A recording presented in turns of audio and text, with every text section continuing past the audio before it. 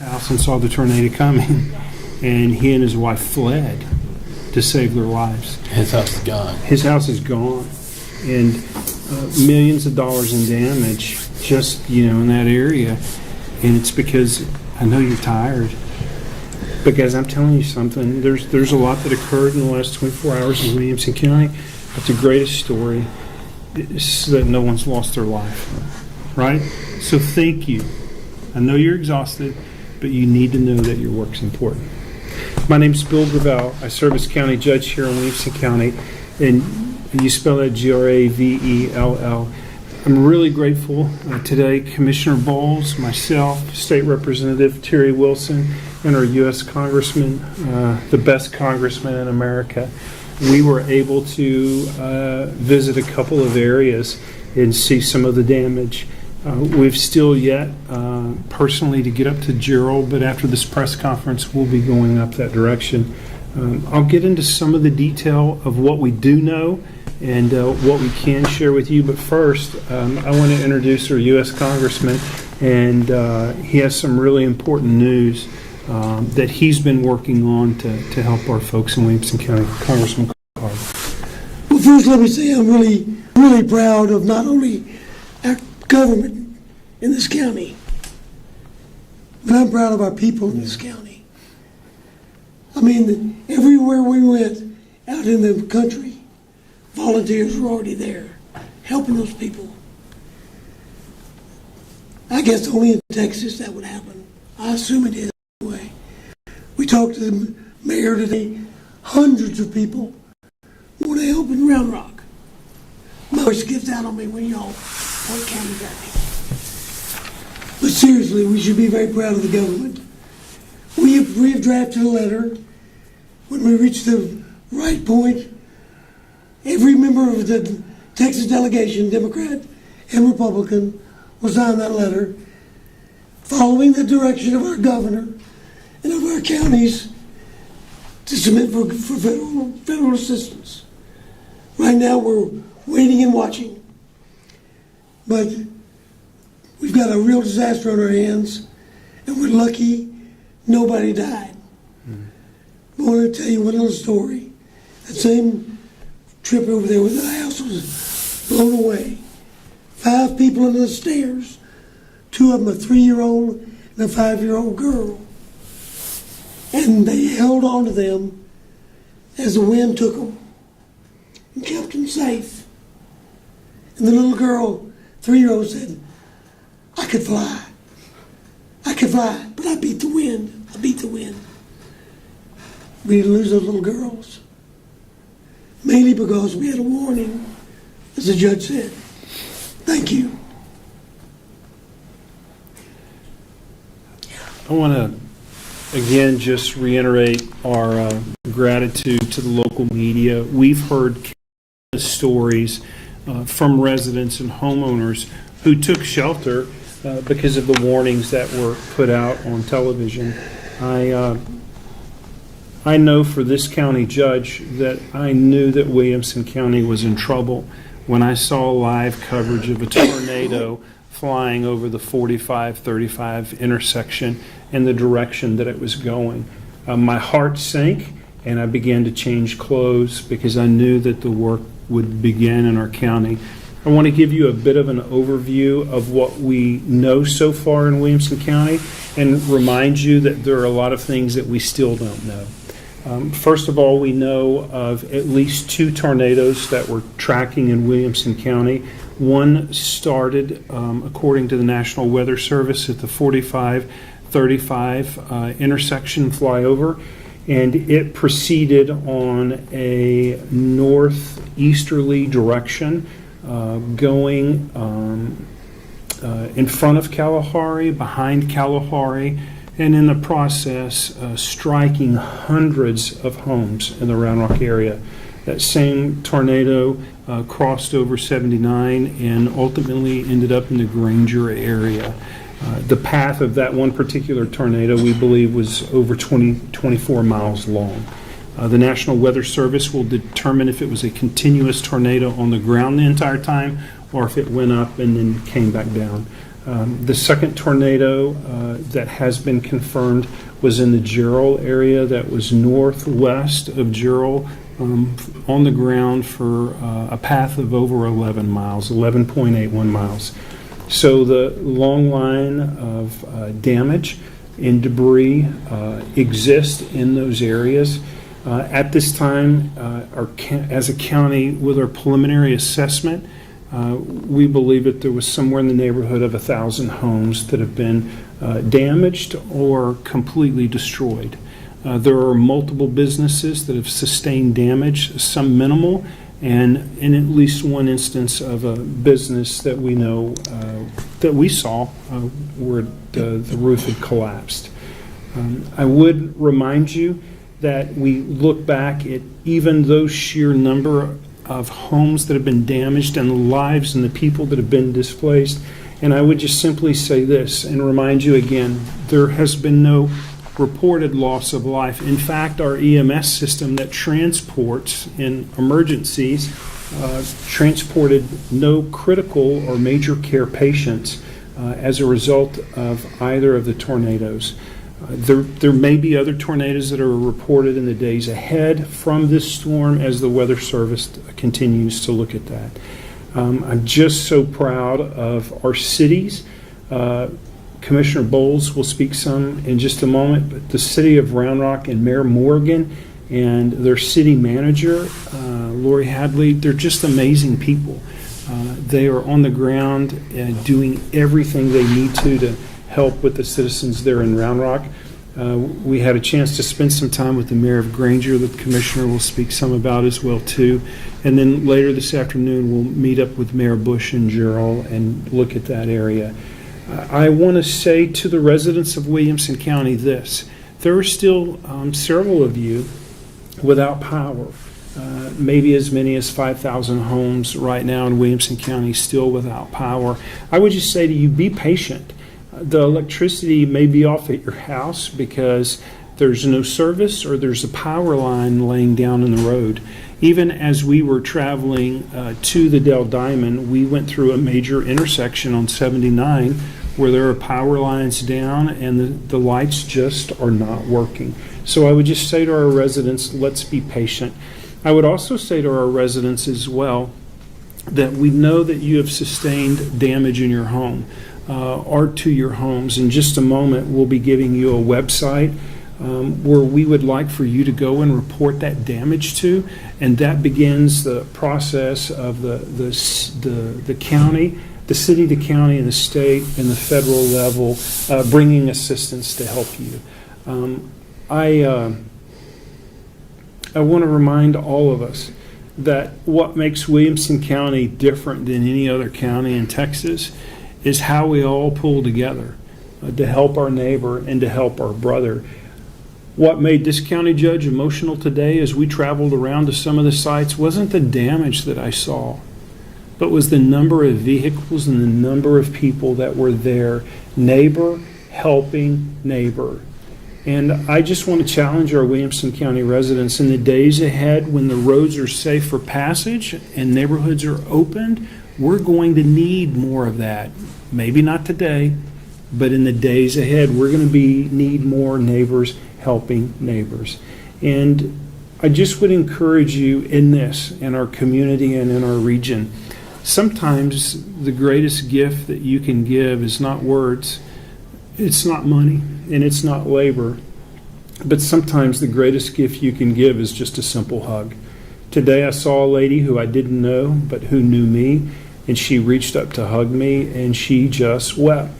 And I stood there and I held her, because she's one of 609,000 people in Williamson County, and she is just as important as everyone else. Be willing in the days ahead to reach out to your neighbors that have been displaced or challenged or suffering, and offer a kind word or a gentle hug. It's a powerful tool. Commissioner Bowles. So I've had the opportunity to talk to several mayors with their towns impacted today, and they categorically say thank you for all the outreach. And they say in the same breath, and we love it, and thank you, and please tell people thank you, but they also say it's been a little overwhelming. Mm-hmm. people with big hearts, there will be a time to volunteer and there will be a time to help. And that may not be in the next 24 hours, right? That may be in 2 days, that may be in a week. So keep your passion fresh. There will be a time that we will need all the volunteers, but it may not be today or in the next 2 days. And speaking with Mayor Craig Morgan of Round Rock, he is at their emergency operations center. He is handling the calls. They are surveying the damage. It's significant in places. There are still live power lines down, and they are working to clear those as we speak. And I give great credit to City Manager Lori Hadley and Chief Banks. They have communicated, and they look like they've got the resources in the right spot. As it moved, it ended up in Granger, and we spent a good time of today in Granger with Mayor Monica Stonovich. And for those who don't know, Granger is a small farming community, and they are a tight-knit community, and they have been a tight-knit community for its entire existence. And to see the amount of people helping their neighbors, it is also overwhelming. And I want to give a big shout out to her as well. She has communicated and has been good in letting us get the right help to the right places.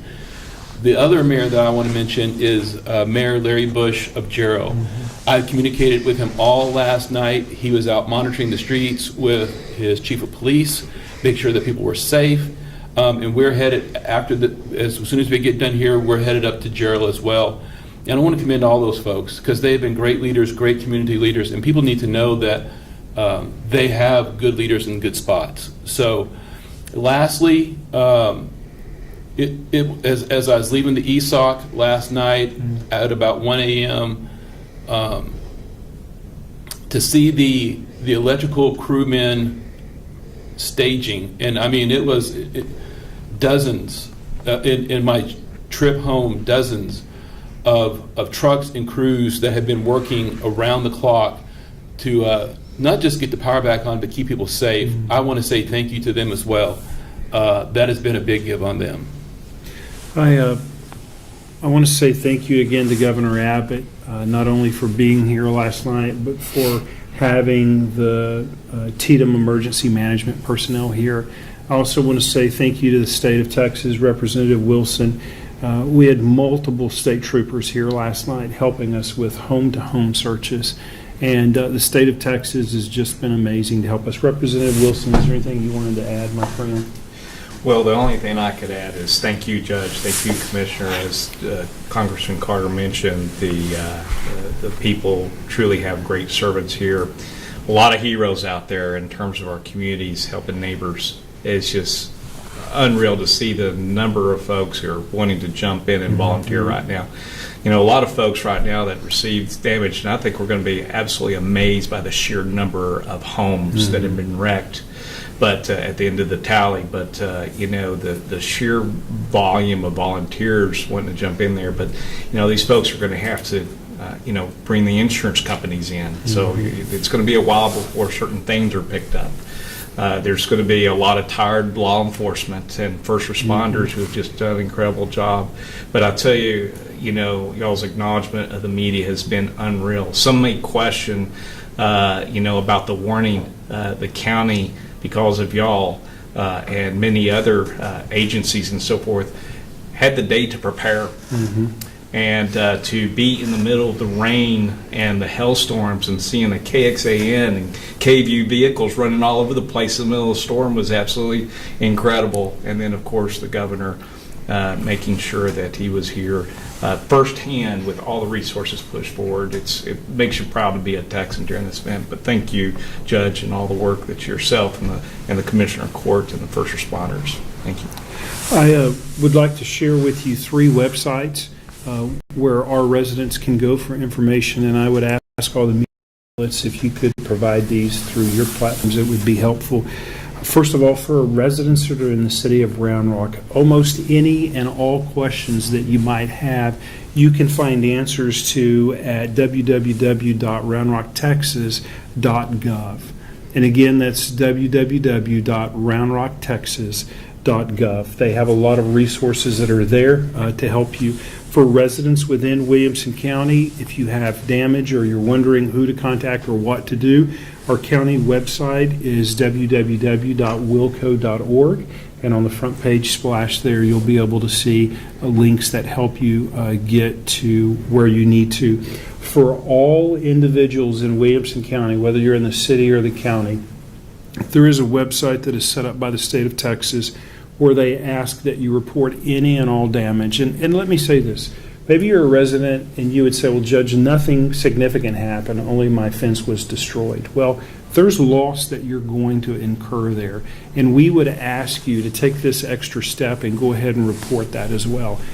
The reason why, the more the damage dollars are that are compiled together, it helps us potentially to qualify for federal funds and resources. So everyone needs to pitch in and report this, the damage that they perhaps have at their home, their residence, or their business. That website is damage.tedum.texas.gov. And again, that website is damage.tedum.texas.gov. And that's the information we have for you currently at the press conference. I think we're going to take 2 or 3 questions before we step out to Gerald, if you have any questions. First question, just speaking to some homeowners today who still couldn't even think far enough ahead of where they're going to be staying tonight. Are there any shelters or anything that you're aware of that either cities in Wilco or the county has set up that they can go to tonight? Well, I do know this. I know that the city of Round Rock had last evening set up a couple of shelters, and I guarantee you if you go to that website, roundrocktexas.gov, it will show the shelters that are available tonight. Listen, I saw a new shelter program in eastern Williamson County I'd never seen before. I saw folks just stepping over to their neighbor's house and their neighbors inviting them to spend the night. I mean, really, local families are reaching out to local families in their community. We do have the resources available, but yeah, if a neighbor can help a neighbor, that's the best instance. I guess what are the next steps for the inspection process, whether it's commercial or residential, to make sure people can safely return inside homes and buildings, that were maybe damaged but maybe not destroyed? That's really a good question. And I do want to say a special thank you to Shikange, if I can. It was her alert and caution that caused my daughter and son-in-law and our 3 grandbabies to go to their safe place yesterday. And that's just one example of thousands of people, right, that fled to their safe place because of you guys, your warnings. So the process is going to take some time. We're really in the beginning part here, right? We still have some power lines that are down across roadways. We have some places that aren't safe for the public to enter. Our challenge right now is we really have more volunteers that want to help than we have places to put them because we're still trying to make those areas safe. But in the city of Round Rock, they will go methodically through their system and through their inspections or third-party inspections to help businesses and residents get back into their places. Listen, the city of Round Rock and their leadership is amazing. And again, if you have any questions, you can go to roundrocktexas.gov. Throughout the rest of the county, we do have boots on the ground all across the county doing assessments right now, and we're helping folks to move as swiftly as they can to get back into their home, their workplace, or to go back in, unfortunately, and just see what they can find that remains. Listen, we saw a lady jumping with joy when someone yelled, "I think I found your diamond ring." So when those areas... Wedding ring. Wedding ring. Yep. Yeah. Yeah. And so when those areas are made safe and we can get folks in there, simple things like wedding rings kind of make a big difference. So. Can you say what are the top 2 or 3 hardest hit areas with the most homes lost? That easily is Round Rock. Yeah. Yeah. Up and down Gaddis School Road. Yeah. A question we were getting a lot from our viewers is just kind of more of a thinking ahead question. Yeah. Obviously, when tornadoes are more common in North Texas and in Oklahoma, that kind of region, Sure. but something they all have are tornado sirens. Sure. And that's something here in Central Texas we really only have on like the UT campus downtown Yeah. Austin. Do you think that that's something we should kind of consider maybe going forward as we see more severe Well, weather? I actually, we spoke with the National Weather Service, and we believe we already have a better system in place. And do you know what that is? Those are your cell phones, because the weather alerts and weather alarms went out quick, they went out rapidly. I think the greatest resource we have as well is our local media and our local meteorologists. So tornado sirens are certainly an option.